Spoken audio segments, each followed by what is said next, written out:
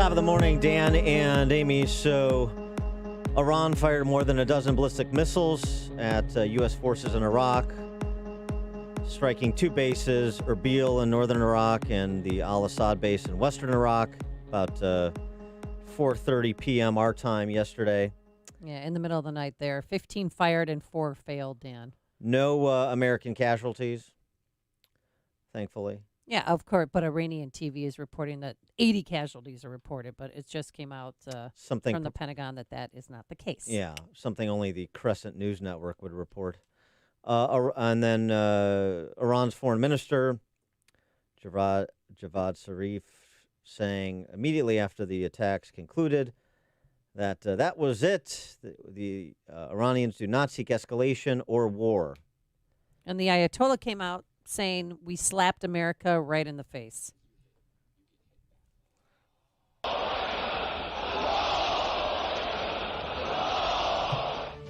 They know this. They know that if they get themselves involved in a confrontation with us and get entangled in a military way, they will get their feet trapped.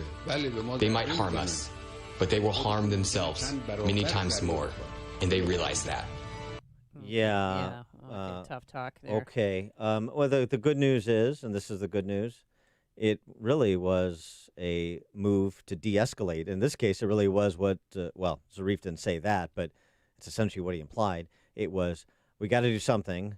We got to make a face-saving measure, and that's what they did.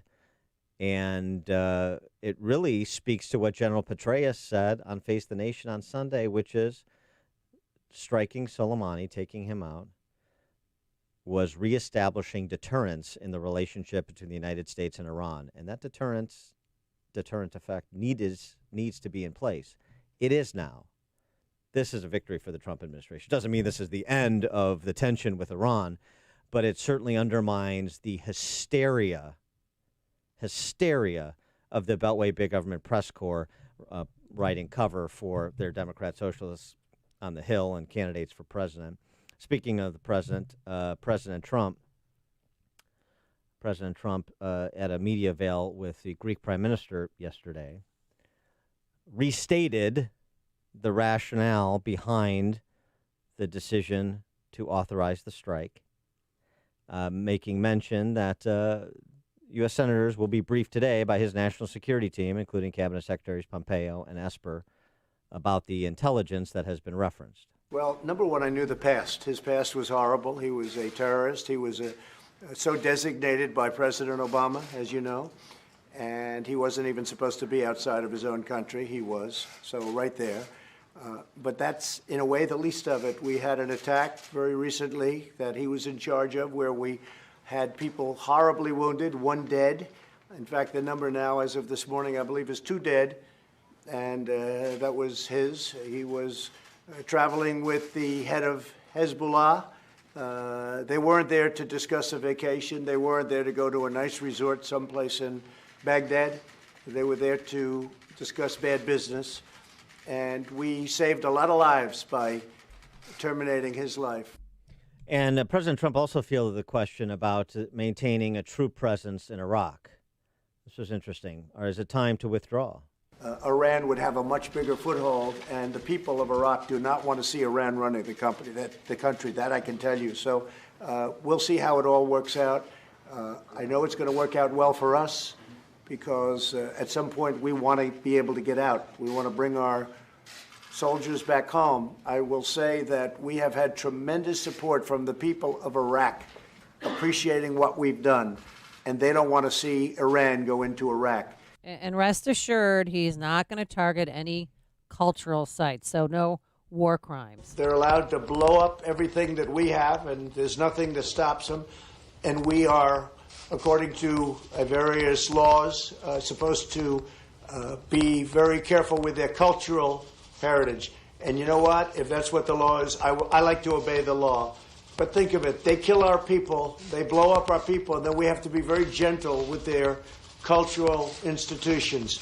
But I'm okay with it. It's okay with me.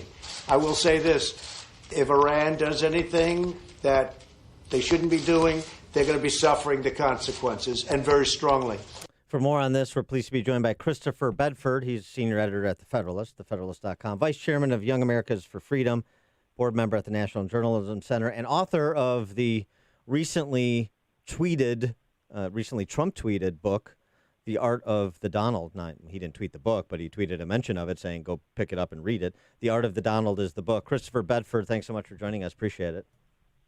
Good morning. Thanks for having me. So what about President Trump's pronouncements, both on the rationalization? I mean, the question of the intelligence that provided the basis for green lighting this will probably be resolved definitively with the briefing today. But on the look ahead questions like continued troop presence in Iraq, were you satisfied with his answer that, yeah, we want to get out at some point, but this isn't the point?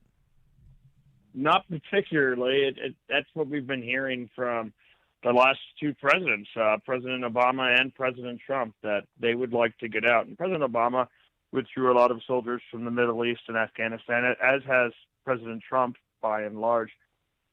But there's the killing of Soleimani here, what I think was the right and necessary killing of him, the establishment of the power cycle with the United States in charge, the establishment of deterrence. That was a very good thing, but Americans should take heed when they looked around at the reactions.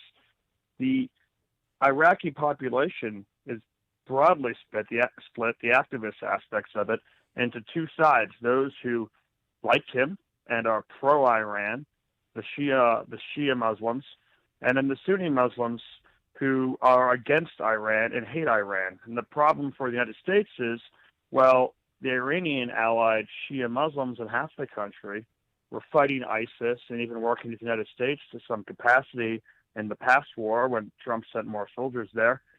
The other side prefer ISIS to the Shia and the Iranian-backed Muslims because ISIS bans them from drinking, ISIS bans them from cigarettes, ISIS commits all kinds of crimes, but they feel like it's less likely their family will be massacred in a sectarian war if their own religion is in charge. In the middle of that country, we have Fortress America, which we can continue this war and this fight and having to send the 82nd Airborne and other boys and girls from Illinois and Iowa and California to Iraq to keep peace. But we'll always have to be there. We'll always have to continue playing it. And as our energy reserves and other aspects of our economy are opened up more and more, it's less and less necessary for us to be there as opposed to focusing on the major threats to U.S. hegemony like China. But what about the argument that some would advance that, okay, well, you have Iraq, sort of half a client state of Iran right now because of the void created when Obama cut short the surge. And if we pulled out, you have the one of two prospects: sectarian violence throughout Iraq, or perhaps even worse, a replay of the Iran-Iraq war from 35 years ago, and then we're going to be drawn back into a bigger conflict. But then you just have to wonder to what timeline you want to put that on. As President Trump said, they'd like to pull out, but not now. If they have to wait until the Shia and the Sunni get along, we'll be waiting there until the Republic is long gone. It'll be 1,000 years. There needs to be a sunset provision on these things. And Washington, D.C. is very, very keen to do this all the time. For example, we saw with the ISIS conflict, we saw a clear and present danger, the slaughtering of Christians and other minorities in the region, the destroying of cultural sites, the wholesale medieval army marching across the deserts in Syria. We sent soldiers there to fight it, and that was just. But then when they tried to leave, everybody in Washington said, well, what about fighting Turkey to establish Kurdistan in northern Syria? Where that was possibly authorized under fighting ISIS or under the original congressional approval for war against terror, I can't find it anywhere. But that's how quickly the mission creep will continue. And we've been in Iraq for 2003. People are joining the military now who weren't alive during 9/11. Mm-hmm.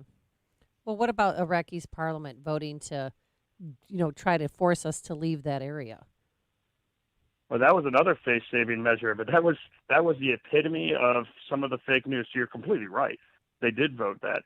But you wouldn't tell from listening to NPR or watching CNN that this vote to ask the United States to leave, what barely made quorum, was a non-binding resolution. So the Iranian-backed militias told every member of the Iraqi parliament who's afraid of them, you have to go to this vote or we'll kill you. Right. Oh. Most of them didn't hear about said that. they wouldn't. Yeah, good incentive. Yeah, it was hidden.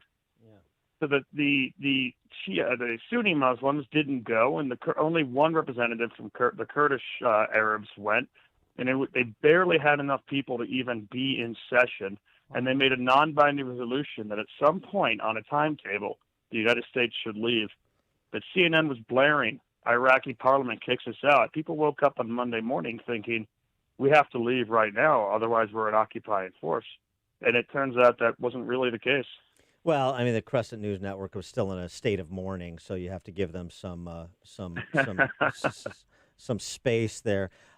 Interesting piece by Chris Farrell, who's the director of investigations for Judicial Watch, about Soleimani's death and how that should be also considered with respect to our southern border and bringing the conversation back home to securing that southern border. He points up the Hezbollah Mexican drug cartel alliance that that the DEA was attempting to interdict as recently as 2017 before the Obama administration shut down that program. He also references a case dating back to 2011, DEA recording meetings between cartel members and Quds Force operative planning explosive attacks on the Saudi ambassador to the U.S. at at that Washington, D.C. restaurant that was reported. Other meetings between drug cartels and Iranian-backed, the Iranian Quds Force, including plotting to bomb the Israeli embassy in Washington, D.C., the Saudi and Israeli embassies in Argentina. What about that? Using this as the opportunity to say, this is still a threat here in our hemisphere, right at our southern border, because of the terrorist reach of that state sponsor of terror called Iran.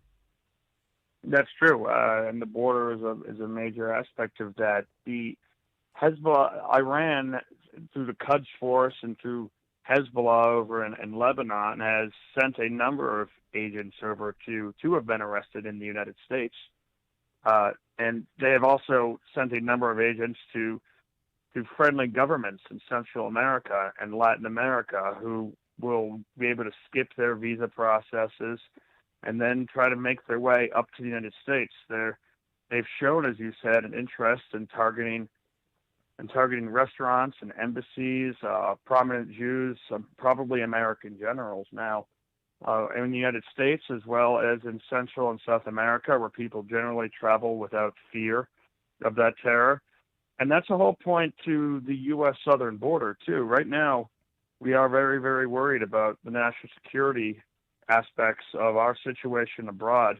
Well, our southern border is so porous that terror and its operatives would be able to get across that border fairly easily. But not only that, the amount of drugs that are coming across that border are absolutely unbelievable. And every single year, more Americans are overdosing from these drugs than died during the Vietnam War.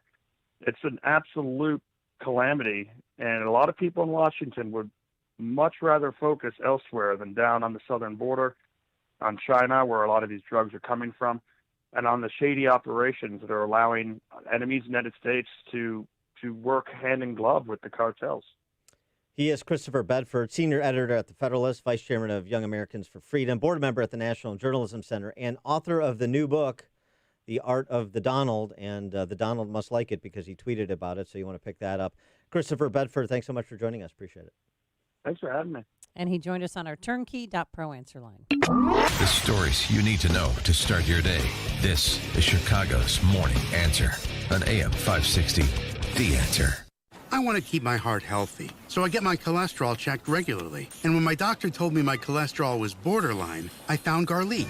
According to my pharmacist, there's an ingredient in garlic that helps maintain healthy cholesterol. And one garlic tablet is equal to a whole clove of garlic, except it's odor-free. Yep, I'm doing what I can for my cholesterol, and I'm doing it with garlic. Garlic, cholesterol's natural enemy. These statements have not been evaluated by the FDA. This product is not intended to diagnose, treat, cure, or prevent any disease. Use as directed. Hold fast! The best picture of the year is 1917, Rave's Forbes magazine.